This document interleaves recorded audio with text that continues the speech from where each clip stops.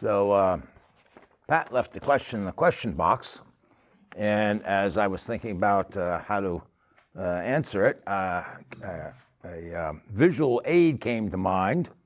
And this has happened before, and I've usually just described it, and I thought, well, this is the modern electronic age, you know. We have all this access to digital equipment and whatnot, so I got enlisted Mike's help to get some visual stuff going, and we're gonna make an experiment this morning. We haven't had a chance to rehearse this, so we'll see how it goes. We're also recording it, and you know, the whole enchilada here, the full catastrophe. So we'll see. But let's start with this picture. Can everybody see this? There's a big glare. What? Yeah, the trouble is they can't do the video if we turn the blinds down. Anybody knows what this is? What is it? Timeline? What? Timeline? Yeah, what kind of timeline? Evolution. Evolution timeline.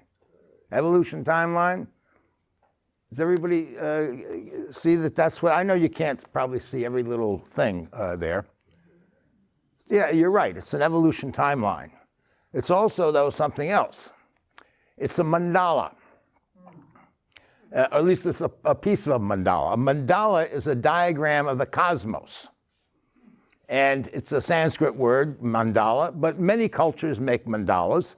I actually, when I was looking on the internet, I found this, similar to this, a timeline of evolution, but it spiraled in all the way back to the Big Bang. But then you really couldn't see all the little detail. You wouldn't know what it was unless you went up and really looked at it. So I used this one out. But if we had this going back to the Big Bang, this would really be a complete mandala of the cosmos, a modern mandala from a scientific point of view, from a point of view of modern biology. So many cultures have mandalas. Maybe any of you have seen a diagram from the Middle Ages of the Christian worldview, where the center of the universe is the earth, and all the sun and the planets go around, and then beyond that is God's realm. And sometimes even in the earth, they have a little hole into the middle of it, and there's hell in the middle of it, so you get the whole cosmos from a Christian point of view. I didn't find one of those diagrams, but you can imagine what that's like. Pat mentioned Dante. Dante is a trilogy there, the Inferno and Purgatory and Paradise. And there's the circles of hell and the various circles of how the cosmos is laid out are represented in that. So this is the cosmos. This is a mandala. So let's go to another mandala here. This is a Tibetan mandala, and it's called Bhava Chakra. Wheel of Time is sometimes the way it's translated. And it represents the cosmos from a Tibetan point of view.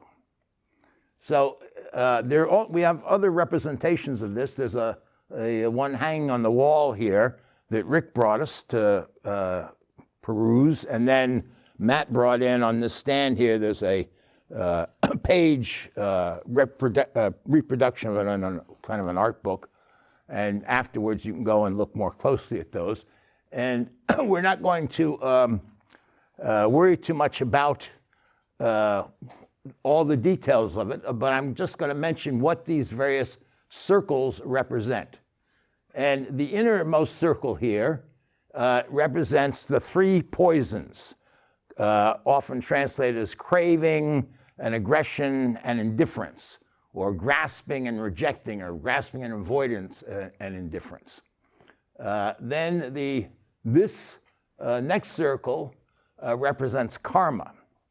And the idea is that the behavior that's generated by these three poisons produces either good states or painful states or pleasurable states. And so they keep going around. You keep going from being happy to being sad to being in pain to being having pleasure and this and that. This is how our lives work when we're governed by karma, or the results of karma, really is what that is.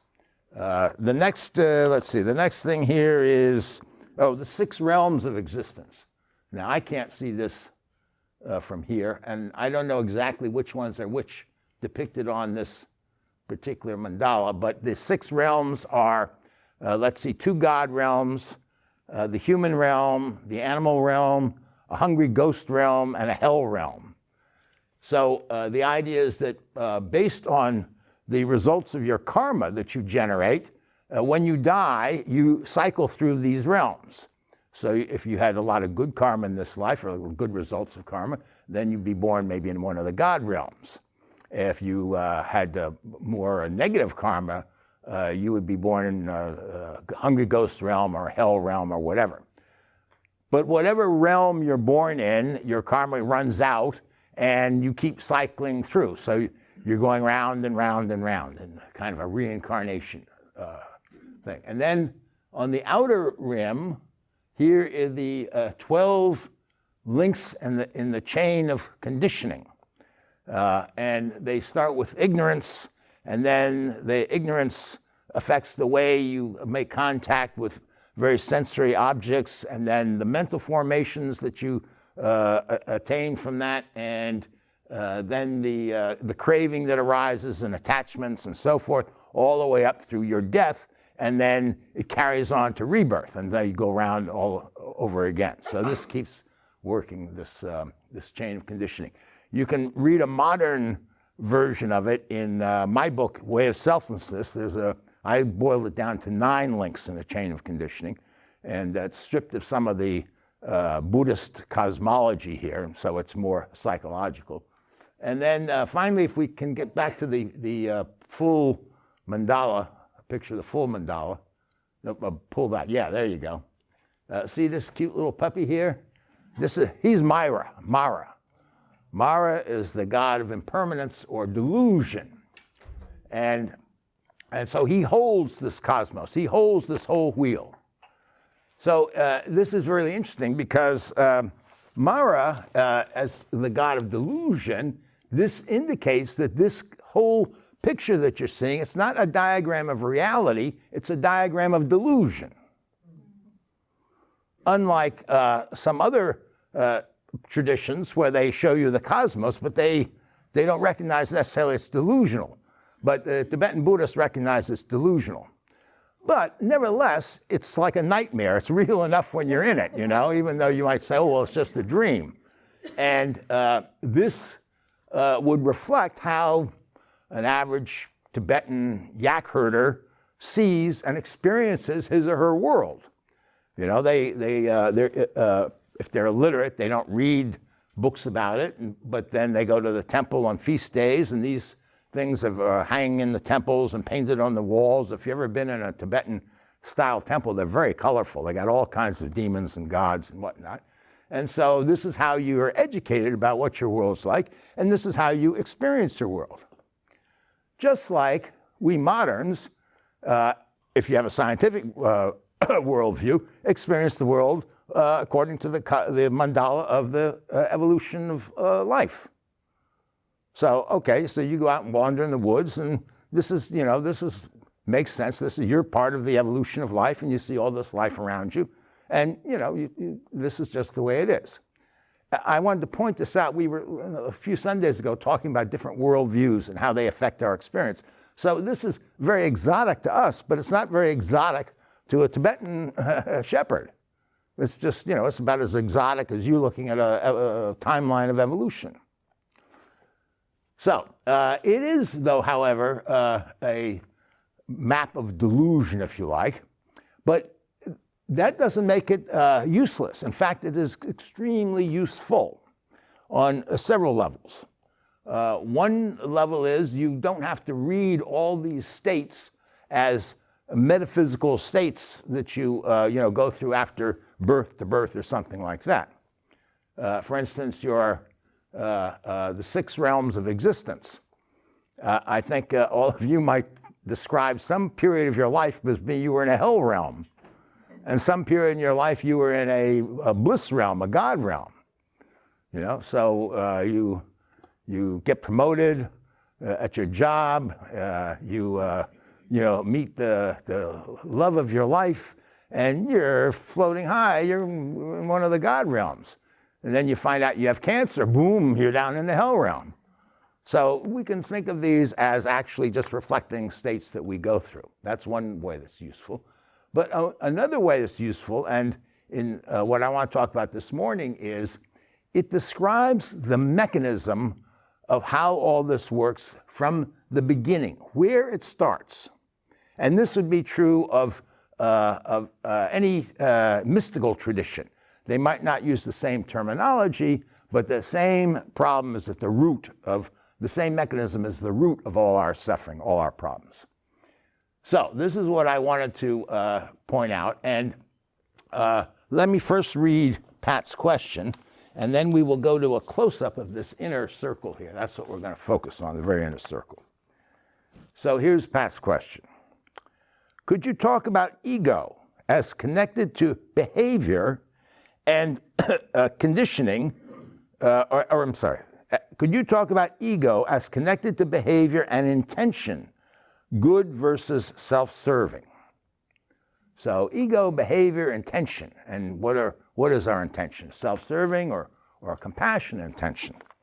So if we go to the close-up of the, here we go. We see there's a pig and a snake and a rooster. And in a lot of them, I don't see whether, the rooster's grabbing onto the snake. Some of them, they're each biting each other's tail. But in this case, the rooster's grabbing onto the snake, and the snake is biting the pig's tail, and the pig is biting the snake.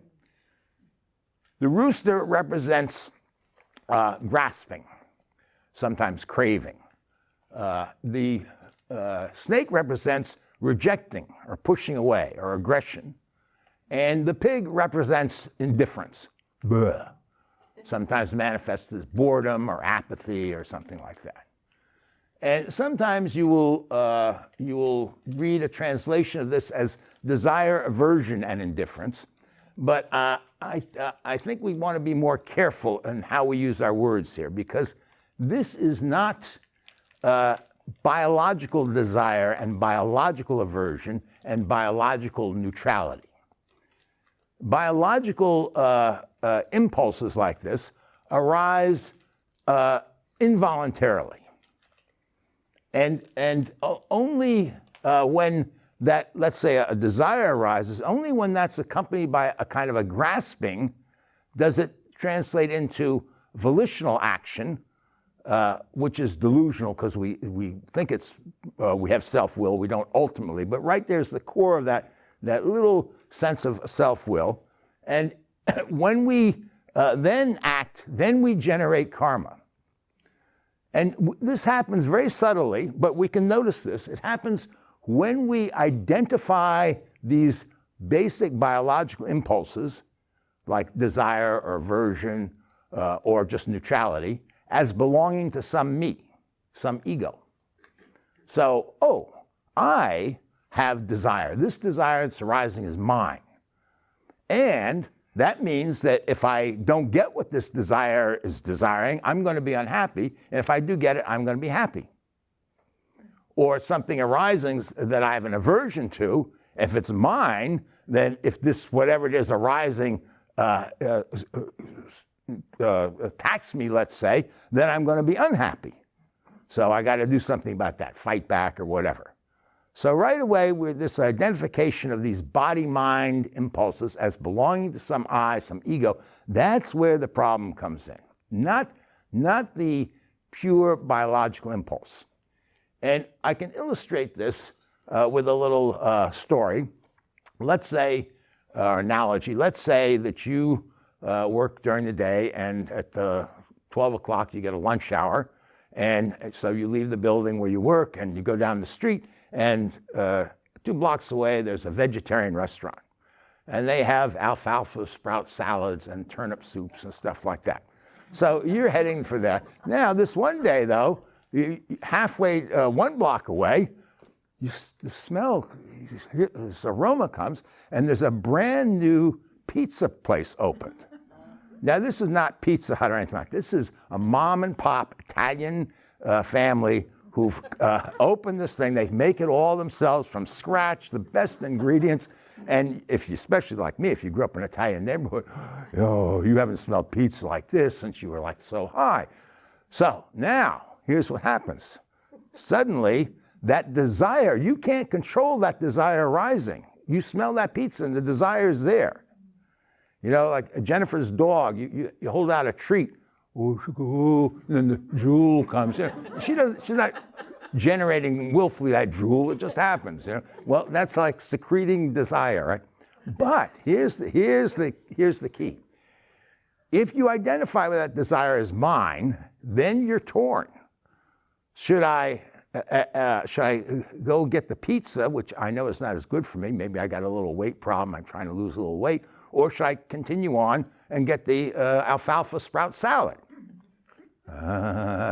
Grocer mind, as Zorba says, Wayne. Okay, so let's say this is grasping now rising, not just desire, but now there's this identification. I'll be happy if I get that pizza. Okay, so that wins. So grasping wins. So you go in there, you get the pizza, and you enjoy it. It's wonderful, you know, at least to one of these karmic states of pleasure. But then the pleasure wears off pretty quickly. And if you have another piece of pizza, and then maybe you ate too much and the rest of the afternoon you feel a little bloated. So these are these states going back and forth. It's all ephemeral, it's impermanent. There's no permanent happiness in all this. So but then you start to make this your habitual luncheon stop. So every day at lunchtime, you're looking forward to, you go out there, go get your slice of pizza. Oh, it's wonderful. And it becomes part of your habitual routine. You become attached to this pizza, right? And you look forward to it, you enjoy it, everything's fine.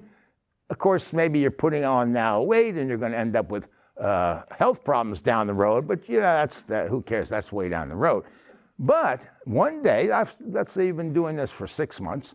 One day you leave your office, you go into the street, you go to the pizza joint, and it's closed. Big sign saying closed. And the woman's locking the door, the owner, and you say, what happened? She says, well, you know, Amazon, they have these robotic pizzas, they deliver them to your house in 15 minutes for, you know, $1 a slice. We can't compete with that, you know?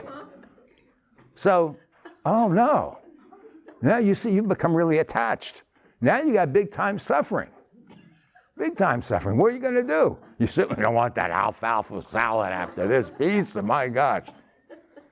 So anyway, it's just an example of how this mechanism works. Just starting with, and this is why these three symbols representing these three poisons, as they call them, grasping, rejecting or avoiding, or indifference, how they control your whole life, if you watch your whole life. Your whole life, the whole mechanism of your life. This was all first explained to me by a Tibetan Lama, actually. I was studying with him, and we had met for meditation for once a week, actually twice a week in those days. And this was hanging, a tanka of this was hanging in the person's house that we used to meet in. And he gave very few teachings. We basically just got together and he'd give a little teaching about meditation. But someone asked him about this tanka, and so he launched into a more elaborate teaching, the kind I'm giving you. But he ended up by saying, you can see this even in your meditation practice. There you are, you're sitting, we used to meditate for an hour. There you are, you're sitting in meditation, and first everything's going great. There's the rooster. Oh, this is wonderful, you know? And then you start to get a little pain in your neck, you know? And here comes the snake. And what are you going to do about that? And how much time we got to go? And that's snake big time, you know? But then you get through that, and then really thoughts start to calm down. Here comes the rooster again. And you're going rooster, snake, and then you keep trying to hold on to that rooster, and you can't, and finally you just give up. That's the pig. So you can just see it in a 10-minute meditation. You can see this operating. And then if you watch your life, you can see how this operates in your life as a whole. So the whole point of Tibetan Buddhism, if you're a mystic, if you're on the path to enlightenment, you want to get enlightened in this lifetime, is to get off this wheel. It's not to get to the God realms. You don't. If you get to the God realms, you're not going to stay in the God realms. Eventually, the karma wears out, and you fall back in. So the point is to get out of delusion completely. So, and this is true of mystics in any tradition, no matter what their worldview is, what their cosmos they're dealing with.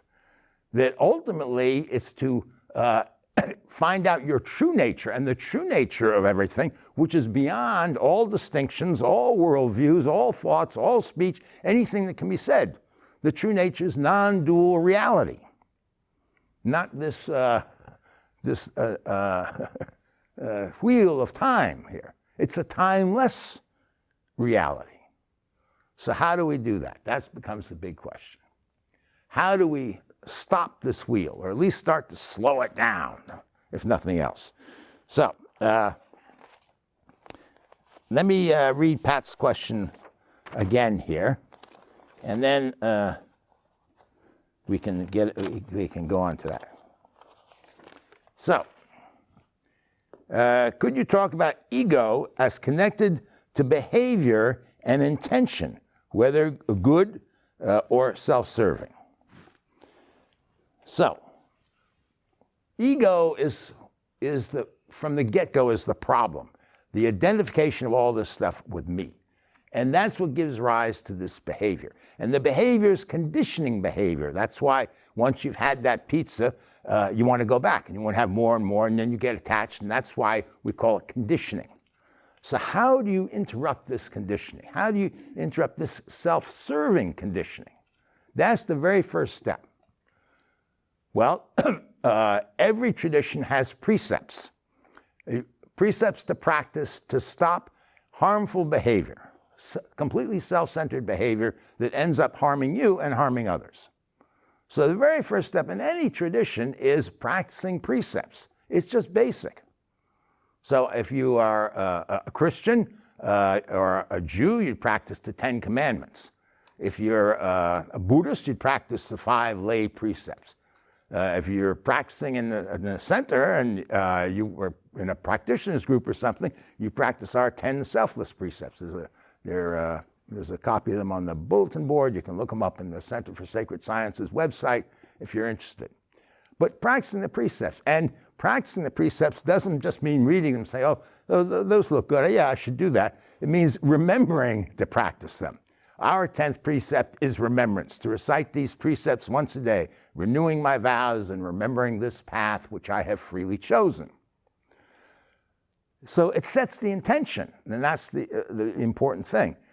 In the beginning of the day, if you do it in the beginning of the day, all day long, and at first you might not even notice when you're breaking the precept. But if you have the intention and you're practicing mindfulness, you start to notice. And the whole point of precepts from mystics' point of view isn't to win stars and get to a God realm. The whole point of the precepts is to shine light on your behavior and see, oh, wait a minute, maybe I want to walk on past the pizza place. Maybe I let the smell for the pizza, the aroma drifts into the street. I smell it. The desire arises. A little drool forms. That's okay. I just walk on. I don't follow that grasping. I let it arise. I let it pass. I practice detachment, neither pushing away nor grasping. And I walk on and I go get my alfalfa sprout salad. And by the time I'm in the alfalfa sprout salad, I've forgotten the pizza, unless my mind is, cooking up stories about it. If that's happening, I drop the stories. I notice that that's what's going on. Drop the stories and try the alfalfa sprout salad. It's not that bad, I don't think. Any case, so this first step, checking your behavior by following precepts. Then the second step is to cultivate selfless love and compassion. Cultivate selfless love and compassion. So how do you do that? Well, as I say often, there are 2 approaches to enlightenment, basic fundamental approaches. I actually put them at 2 ends of a spectrum more than different approaches.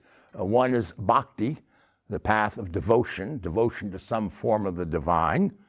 Or if you don't have any experience or believe in some form of the divine or anything like that, then the path of inquiry, which is driven by curiosity. It's just what is reality? What's really going on here? Who am I really? It's just that simple question. If you're a bhakta on the path of devotion, then one of the things you can do is dedicate everything you do to the divine. Here's what Brother Lawrence says about it.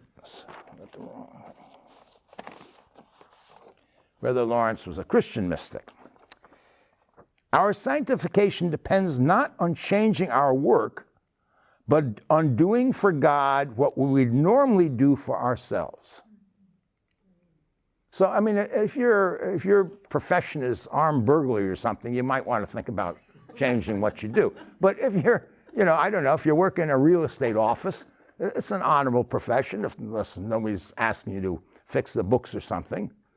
So it's not about doing something different. You don't have to run off and become, a disciple of Mother Teresa of Calcutta or something like that. Just whatever you're doing, do it for God instead of doing it for yourself.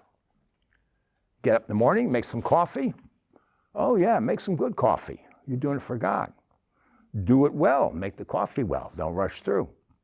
Sip the coffee slowly. You're doing it for God. No, really. And you say, I hope you're enjoying this. It's simple. You're really taking the whole focus off I, me, mine, and what I want, and you're doing everything meticulously, beautifully as you can for God. Particularly important is when you deal with other people. I've forgotten which mystic. It was some Eastern Orthodox mystic. I've forgotten which one. Probably Theophan of the Recluse. He's the only one I can remember right now anyway. But he said, just treat everybody you meet as an ambassador from God. God sent this person to you, so what can I do for this person?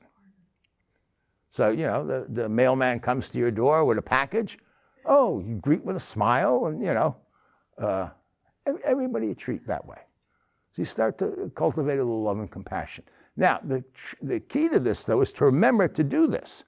It's nice to hear Brother Lawrence say, well, just do everything that you normally do for yourself for God. That sounds fine. And then you go about your business and, you smell the pizza and you rush off to get the pizza and you forget all about it. So to set the intention is very important. And just the way you can set the intention to check harmful behavior by reciting precepts or something like that, you can set your intention to serve the divine through little prayers and stuff. Here's what Anandamoya Ma, who is a great Hindu mystic of the last century, says. In the morning, as soon as you wake up, pray, Lord, accept as thy service everything I shall do today. At night again, before falling asleep, pray. In self-surrender, I bow to thee, placing my head at thy holy feet. Try to spend the whole day in this spirit. This is very simple. You can make up your own prayer. You don't have to use exactly her words. But try it. If you really do that, it'll start to transform your life. I guarantee it. It really will. If you do it. If you don't do it, nothing's going to happen. Simple as that. Okay, so now supposing you're a jnana and your basic path is inquiry. You never had any experience with the divine. You don't relate to praying to some God. You don't believe in particularly in a God or anything like that. Come on in, come on in. Yeah, daylight savings, huh? Okay, so if you're a jnana, you're not off the hook here. Here's what my teacher, Franklin Merrill Wolff, said about the path. And Franklin Merrill Wolff is about as jnana as you can get. Compassion and the love of truth are the only valid and effective motivations. Sacredness implies self-giving, while secularity implies self-withholding.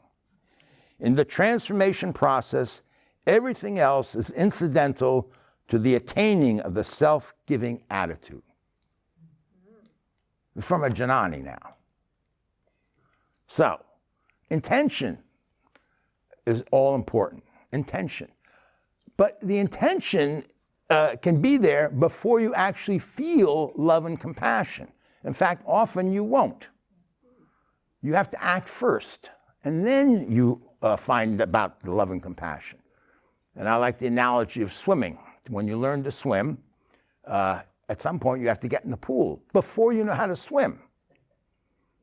Kids, they don't want to get in the pool until they know how to swim. It's scary. And people can tell you some things. They can tell you how to kick your feet and how to move your arms. But you can't learn to swim until you get into the pool. And you got to get in the pool before you know how to swim. So it's the same thing with cultivating love and compassion. So you have the intention, you see an opportunity, you're not overwhelmed with love and compassion, but you go ahead and act selflessly anyway. You go ahead and just try it. You know, when I was in Hollywood, they had a saying, you do a mitzvah a day. A mitzvot is a Hebrew word for the commandments in Judaism. The 10 commandments are mitzvot, but there are a bunch of other ones as well. The Christian, what? 625. 625, okay. So the Christians said, whoa, 10, what's that? 613. 613. Oh, I'm sorry. Yeah, where's the Talmud? Get the Talmud out. Anyway, but the not very observant, kind of secular Jews I hung around with, they had this saying, do a mitzvah a day. So the idea was every day you should do a good deed. That's basically the way it translates.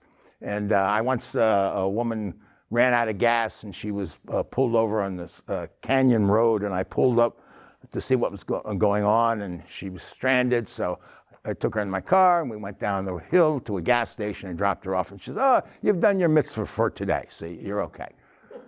But you could put that into practice. You could make that a practice. Do a good deed every day. Don't go to sleep until you've done a good deed.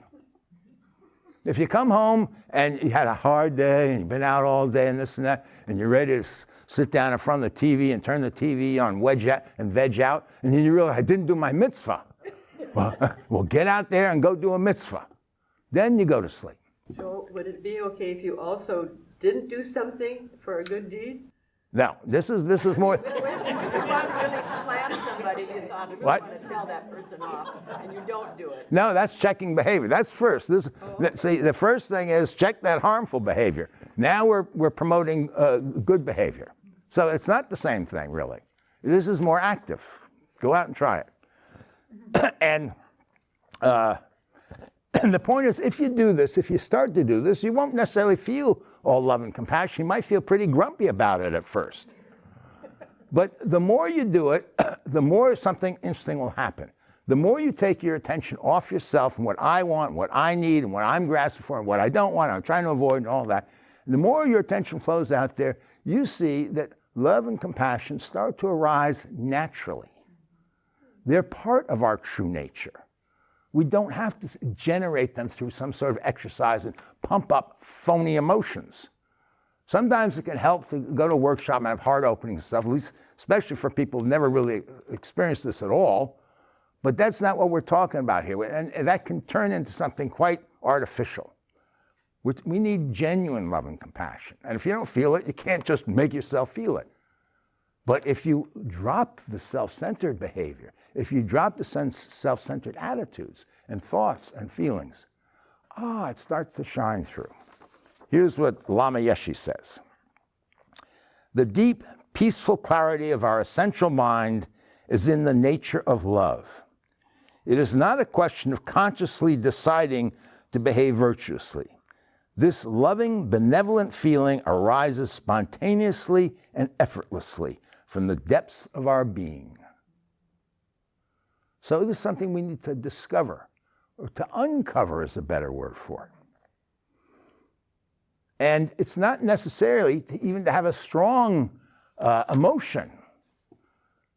The beginning of love and compassion isn't necessarily a strong heart opening or something like that. It's just the intention and then the acting on the intention. And there's a little story that I love to tell, and I've forgotten where I read this, but it's always stuck with me, about a Zen master. And one of his students says, what is love? And the Zen master says, how are you today? The student says, fine. And the Zen master says, well, now you ask me, how am I? The student says, well, how are you today? And the Zen master says, fine. That's love. See, just that little exchange, just that little openness. It can be that subtle, that refined.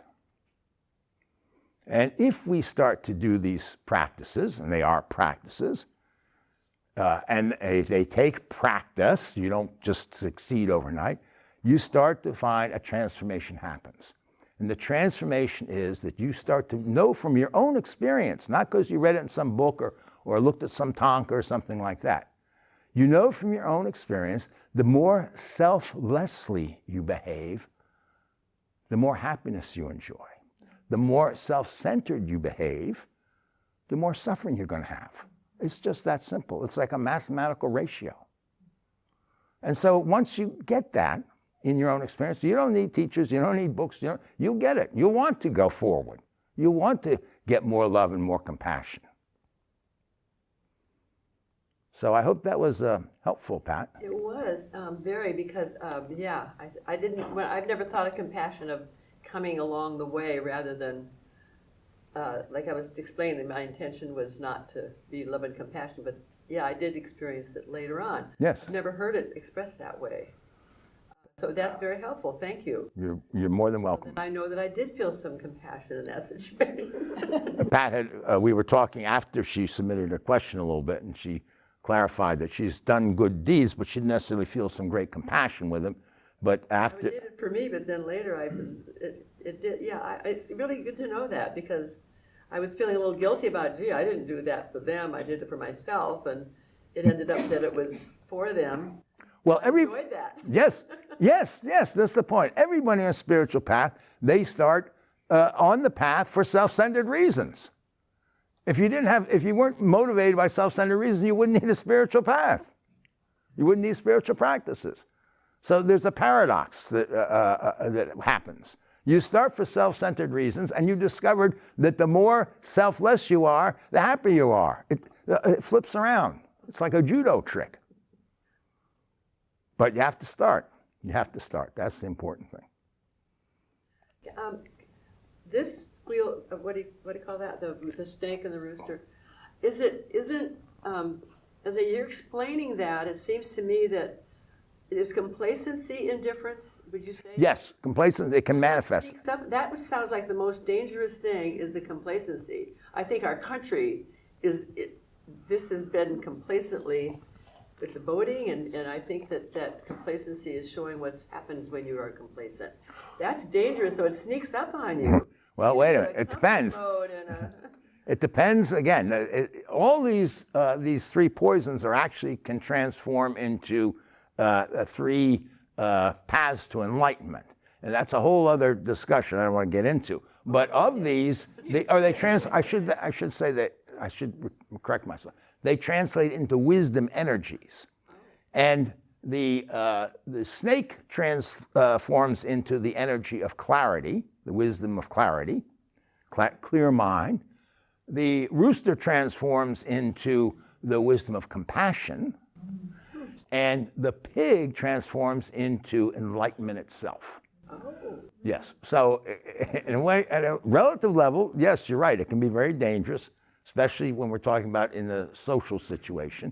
But ultimately, we want to become mindful of all three impulses and know when they're happening. Because when there's no desire, no grasping, there's no rooster, and then when there's no snake pushing away, and then there's just this indifference, right? Feels sometimes like apathy, can feel sometimes like boredom, like complacency.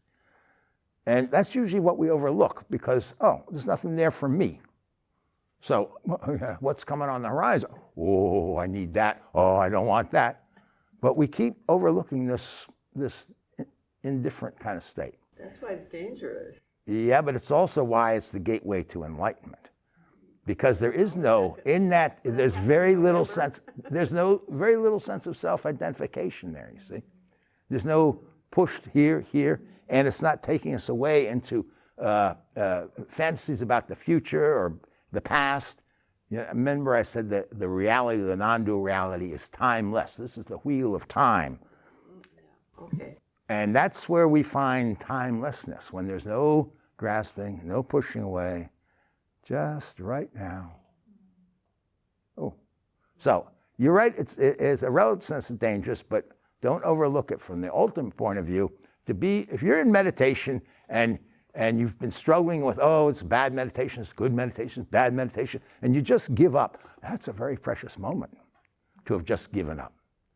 To have just given up all that striving right in the middle of meditation. Don't think something's gone wrong. Just rest. Just be there.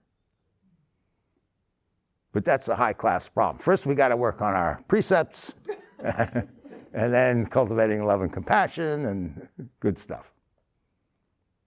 Thank you. Thank you. Great question. Anybody else want to? Yes. You can say you just answered this because I think you did, but because I was just going to ask the difference between indifference and surrender, and I think you just kind of answered that. The question was the difference between indifference and surrender. Yes, indifference. If there's a slight distaste for the indifference, like you know, I don't want to. This is just indifferent. This isn't exciting. Nothing's going on here. That's usually, you see, indifference is accompanied by a little bit of self-identification. True surrender is when you just give up even that. Yes, nothing's going on. Fine. There's not even a subtle pushing away of nothing's going on, or a subtle grasping over. Well, I wish something exciting would happen. You know, there's complete surrender to what is.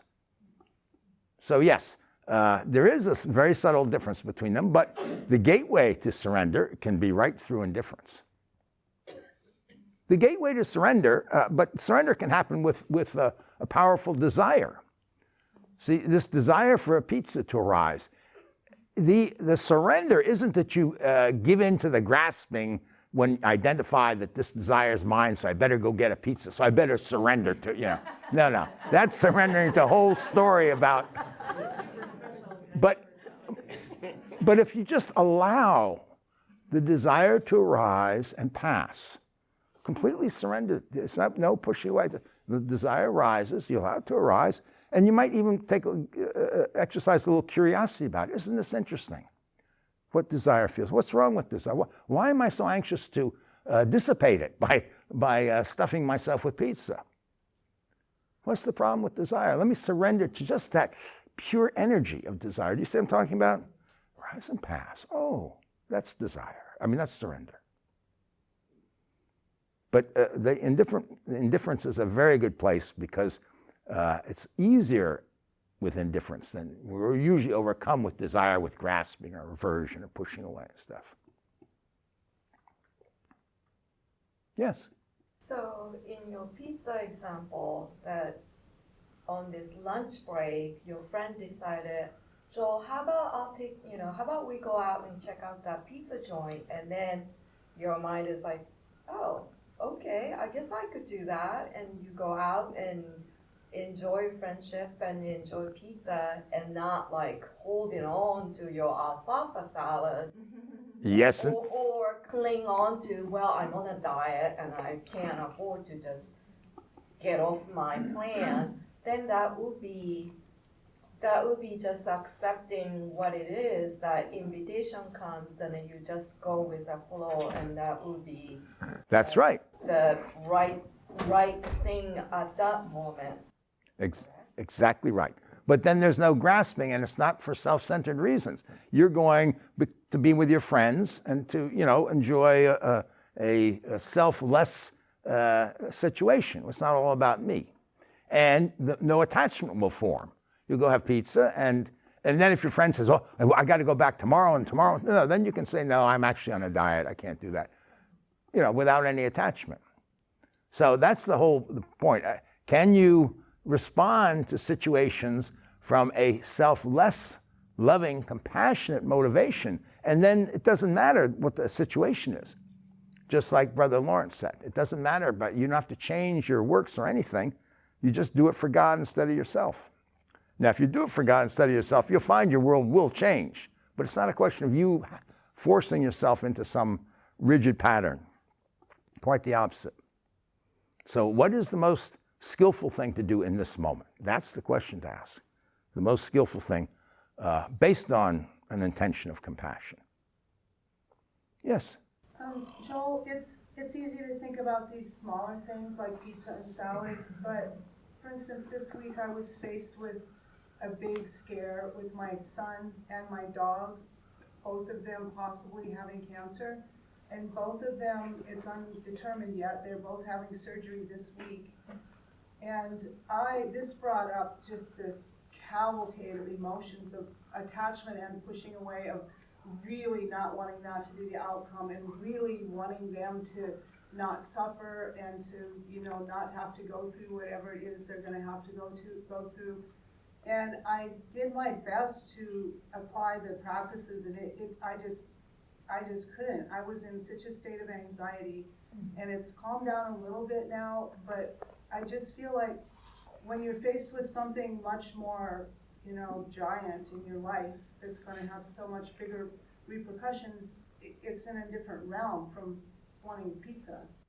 It's actually not in a different realm, but because this is the whole point of this mandala. But you're right, it's much more difficult to deal with the big forms of suffering than the little forms of suffering. That's why I usually give little examples, because if you're going to start practicing, start little. Start where you can actually see what's going on when you're not overwhelmed.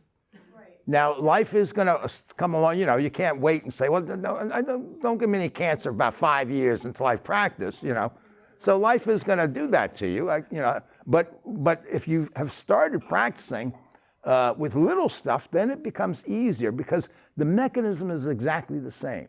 It's seeing how this works, seeing how the desire, a selfless desire, let's say that your son gets better, becomes a self-centered desire, partly, not completely, because I'm going to suffer so much if my son suffers. Oh, then there's really grasping at some outcome. Now there's all kinds of imagination comes into play. You're starting to think about how it could be, and you drive yourself nuts. You have far more suffering than if you just did something simple like a little sending and taking, which is a very good thing to do in a situation like that, where there's a recognition, a surrender that my ability to manipulate this situation is extremely limited. He's in the hands of the doctors, that presumably the best medicine we have right now, and the hands of God, or the hands of the cosmos, the universe, however, the Tao, whatever you want to think of it. And what can I do?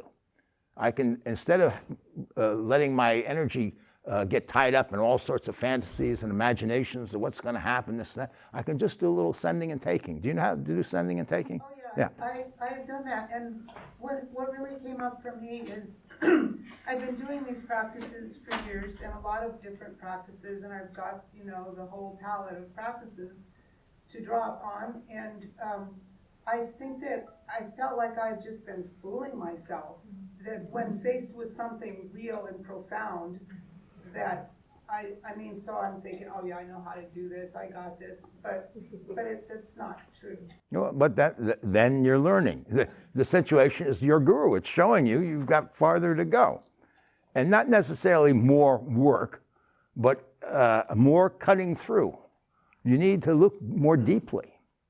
And right now, especially if you've done practice and you say you have a palette of practices you've been doing and all that, but now is really the time to look and to see how this works, to watch, and you can see it, it's very interesting. And people will be different about this, but sometimes if we don't worry, if we have a dear one in the hospital facing some sort of medical crisis like you do, which is an example, if we're not worried about them all the time, we start to feel guilty. What's wrong with me? I want a piece of pizza. So you watch that. You see, because it all comes down to me. That's what you want to see. The suffering is about me. It's not really about your son. If you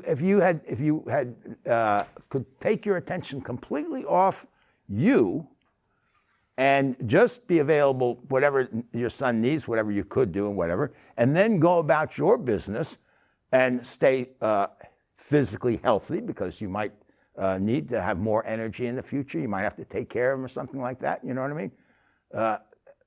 And become wiser, more skillful, more, it's all that is true practice coming from love and compassion. Not worry, not beating yourself up, not, all that is about me. But the way we get around that is not through an act of will, is to notice what's going on. Just look inside, just look, see what's going on. When I wrote about this in my autobiography in my book, when I was breaking up with my wife, at one point I was so upset, and I was really, I took it on as completely my fault. It was mostly my fault. But I started thinking about, because my parents really loved her, and so now this is going to break their hearts, and it's going to ruin her life, and this and that. And I started to notice how this was a complete ego trip. I was the cause of all this problem for everybody else. Me, like I was God. Nobody else had a say in it, you see. And it shocked me at a certain point how egotistical it was. So you got to look into this and see, very clearly. Once I could see that, then I could drop that, and I could at least get a more realistic assessment. Yes, it was mostly my fault, but, she wasn't a robot. She wasn't a computer. She had her, things too. Yes. I was just going to say, though, when it's so difficult to be with that, even though we may intellectually know everything you're saying, that perhaps doing the sending and taking for oneself, to have compassion for feeling how you're feeling first. It starts with that. Yes, indeed. You could do it for your son, but I think there's such a huge role for self-compassion during such a difficult time. Sending and taking, just for the sake of anybody who doesn't know in this room actually, but for the sake of our larger viewing audience, is a Tibetan-based practice. It's very simple. You can make it elaborate with visualizations, but it's basically coming to understand your suffering first, and then accepting your suffering, but then sending out wishes, prayers, whatever, to be free of suffering. And then you move on to people you love, and that you recognize their suffering. You feel it yourself. You take it on in the sense you feel, it's not just their suffering. This is common suffering. And then you send out wishes, prayers, that they be free of suffering. And then you move on to people that you kind of neutral about. You don't have strong feelings about. And the same thing, maybe a bank clerk that you noticed was grumpy this morning that you interacted with. Okay, so you've been grumpy, you know what that's like, you feel what it's like to be grumpy, and you send little wishes that they be free of that. And then finally, enemies, somebody at work that you have difficulties with or something. And you recognize their suffering, their anger, their whatever, is coming from suffering, just like you felt, and just like you've been angry and you've been difficult. And so you feel that, and you allow yourself to feel that. You take it on, and then you send out wishes that they be free of that. And then you can end with some phrase about prayer about all beings be free of suffering.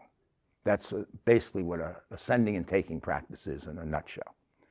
So it starts with yourself, yes.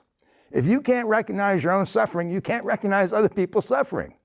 If you have never suffered in your life, you can't do this practice. You can't cultivate suffering. I mean, you can't cultivate, well, you can always start cultivating suffering, even if you haven't had much of it, but you can't cultivate compassion. Compassion means literally to suffer with. Passion as in the passion of Christ, suffering, with, compassion. So if you don't recognize your own suffering, you can't recognize other people's suffering, and you can't do compassionate practices. Yes? Ooh.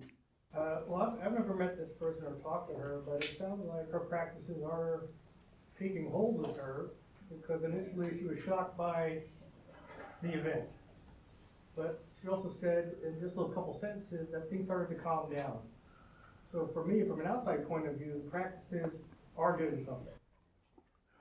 Could be. You have to. Otherwise, you'd be immersed in it. It would get even worse. Well, you're right. The practices can have relative fruits. It's not like all at once, And so you're right. If you do a lot of practice, something like that could hit you. And if you have been practicing, yes, it's still going to hit you hard, but not as hard as if you hadn't been in practice. But we're getting a little speculative here. The point is, practice can never hurt you, and it will, unless you become attached to it. You can even become attached to practice. This is why Thich Nhat Hanh, I think it was said that he taught engaged Buddhism, I think he called it, and that means if you are attached to your meditation practice and you're meditating in your temple 12 hours a day, and there's bombs falling outside and people are being wounded and killed and stuff, if you're attached to your practice and you insist on staying in your temple, then your practice is an obstacle. No, you drop your practice and you go out and you try to help people. So this is this balance between wisdom and love, wisdom and compassion. Love without wisdom is blind, and wisdom without love is impotent. And you have to see how they dance together in your own life. There's no prescription you can write. Because if you spend your whole life saying, I don't have time to practice because I got to be running around helping people and all that, you're not going to become very skillful at it. You need time for yourself. You need time to withdraw. You need time to practice so you can become more skillful. So there's this rhythm of withdrawal and return in a spiritual life. And you have to work that out. But generally speaking, practices can't hurt. Yes? That reminded me of a question when you said to withdraw and be with yourself. I've been thinking a lot about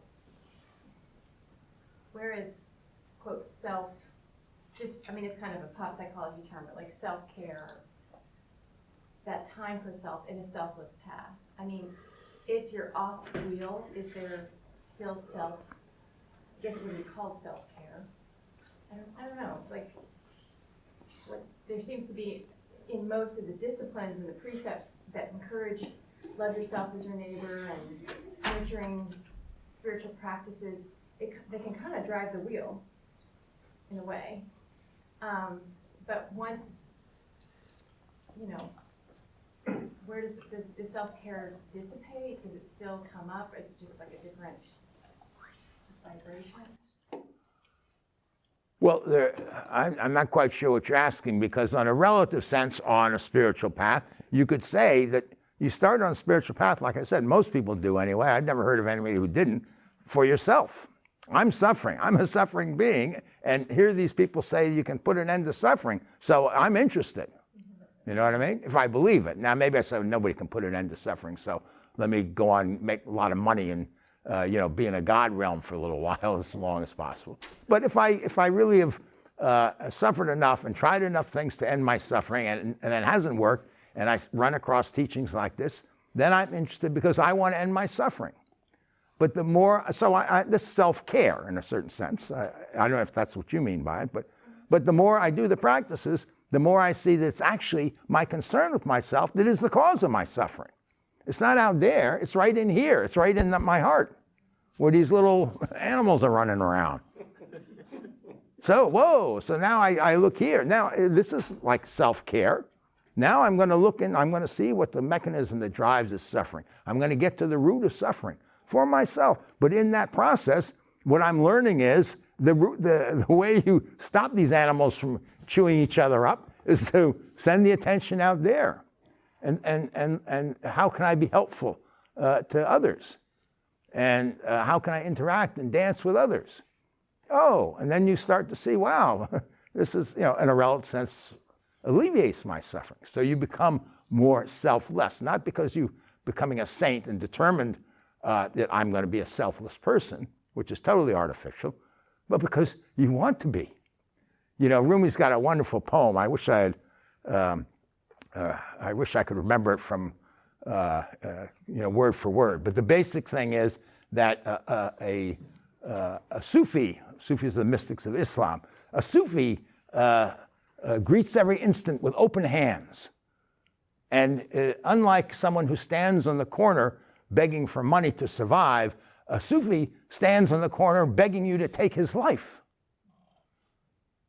I mean, it's just a wonderful expression of a kind of an ecstasy of surrender, and which this is it's ecstatic. Oh, Ananda Moyamai used to say, she was a renunciate, a complete outward renunciate as well as an inner renunciate. She, lived a renunciate life. She didn't have sex. She was married, but she was celibate and all that. And she said, actually, you call me a renunciate, but you people, you're renouncing bliss. You're the supreme renunciates because you're renouncing supreme bliss. I'm not the renunciate. She's enjoying the supreme bliss. So who's the renunciate? So this is the paradox of the path. These things break down. And ultimately, self-care just doesn't mean anything. Self-care is care for others. And vice, it's not like a choice. It's not like a distinction. It's not like me or you. I have to choose. Or even me and an ant. I ran the bath. There was a little ant caught in the water. And I know how to get spiders out. You get, how do you know? I got a toothbrush. I got in there and got this ant. But you see, it made me feel good. I got increased happiness from it, not decreased happiness. So, you know what I mean? I do. I have a lot of increased suffering from killing ants. Yes, that's right. That's the only violence in my life left. Well, if I have to kill, an animal, if I have to, I don't suffer from it. I mean, ultimately, like eating. I'm not a vegetarian. Even if you're a vegetarian, by the way, according to my teacher, you're not off the hook. The only thing you can eat with complete impunity is fruit. See, the peach wants you to eat it because it wants you to take the seed and throw it away someplace else. So it's bribed you to actually eat it. But, yanking a turnip out of the ground and chomp it, that's, you're not off the hook. But it's okay because you're going to be food, you're going to yourself. So if you're eating plants and animals, that's fine. You're going to return the favor. They're going to get to eat you. One way to look at life is just a round-the-clock feast, Everything's feasting on everything else. What? It's true. Sounds cannibalistic. Well, you want to put the evolution of life timeline on there? It all came, from the single amoeba. We're all eating ourselves in a way. Okay. Joel, I like what you said about just being a nice response to somebody is being compassion. I always think it has to be something you're actually physically doing for someone. But thank you for that too. Just saying, responding nice to someone or a smile. Thought or, yeah. A smile. Oh, that's wonderful. For the grumpy bank clerk, Mm. Well, don't do it so artificially. Tell a joke. Telling a joke can be a wonderful, compassionate thing to do in the middle of a hectic day. Do you want to hear one about the Irishman that went in the bar? St. Patty's Day is coming up. Okay. Any other last questions about this? Yes? I think this is what you've been saying, but something hit me that we start out as the separate one, as the egoic one, and trying to do something about our suffering. And at a certain point, we come to the point where we encounter this wide, open, spacious darkness or light or something, meditation or somewhere. And at that moment, the separate one is just a little vase on the table. It's just another object. It doesn't go away. We're not trying to get rid of anything, but it receives a whole new, and we receive a whole new sense of self that's so much greater, a million times greater than this poor little thing that we've been worried about. No. See, you're still looking in proportions. First of all, if you want to talk about self, I mean, the Hindus certainly do. Atman's the self with a big S, but it's not so much greater than the little self. It is the Kabbalists would say, it is Ein Sof. It's not so much bigger. It's endless, complete open. No, there's no comparison. It's like comparison, complete open space with something on the table. So, but here's the thing. Ultimately, that little self it doesn't exist. It never has, actually. This is why all this is held by our friend Mara. It's an illusion. It never existed. So worrying about where it stands or whatever, it's not there. You know, the Sufis, it's wonderful. The Sufis have and it's universal in Sufism as far as I know, they have a description of what happens in enlightenment. And what happens is the little self passes away, fana. And so this is what I call kenosis. Christians would call the dark night of the soul. Various nirva, kalpa, samadhi. Various traditions have different names for it. But here's what Ibn Arabi says. Ibn Arabi, the sheikh of sheikhs, the greatest of the Sufi sheikhs, according to some Sufi traditions. He says this is what Sufis say, but it's a clear oversight. It's a mistake. Because, see, there is no self.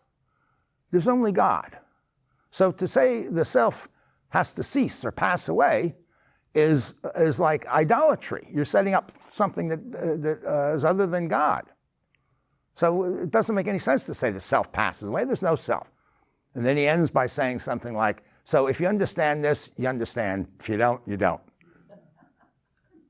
So now, it doesn't mean that fana and kenosis and dark night of the soul aren't useful terms and to use in a relative sense on a path and how people experience the end of a path and so forth.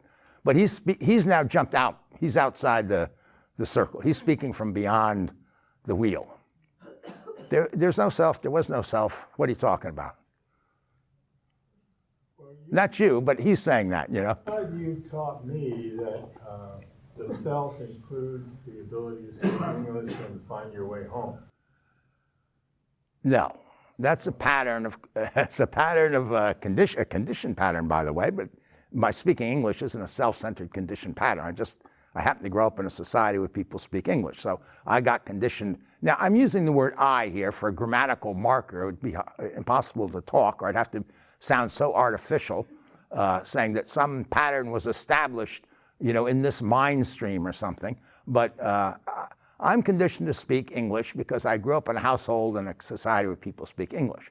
If I'd grown up in China, I'd be speaking Chinese, and you wouldn't understand a word I'm saying. You're probably better off, maybe, I don't know. But in any case, so that's, but notice it's not self-centered conditioning. I didn't decide, oh, I want to speak English so I can get goodies, you know? So, and I'm glad that kind of conditioning I'm glad for. If I didn't speak English, I don't speak any other languages, I'd really be in trouble. You know, I say, you know, bonjour, bonjour, Joël. I once tried to learn to speak French with a sound man from France. So we were working on the same picture. So he spoke French, and I speak English, and he wanted to learn to speak English, and I wanted to learn to speak French. So we thought, oh, we'll take this opportunity. We're going to be together for 8 weeks to, you know, really improve our language. So every morning we'd greet each other, and he would say, good morning, Joel, and I would say, bonjour, Joël, and that's as far as we got. Anyway, so yes, from a relative point of view, of course, we can talk about I and self and others and all that. But it's you know, when you start trying to figure out how it all works, it doesn't work. I mean, from an ultimate point of view.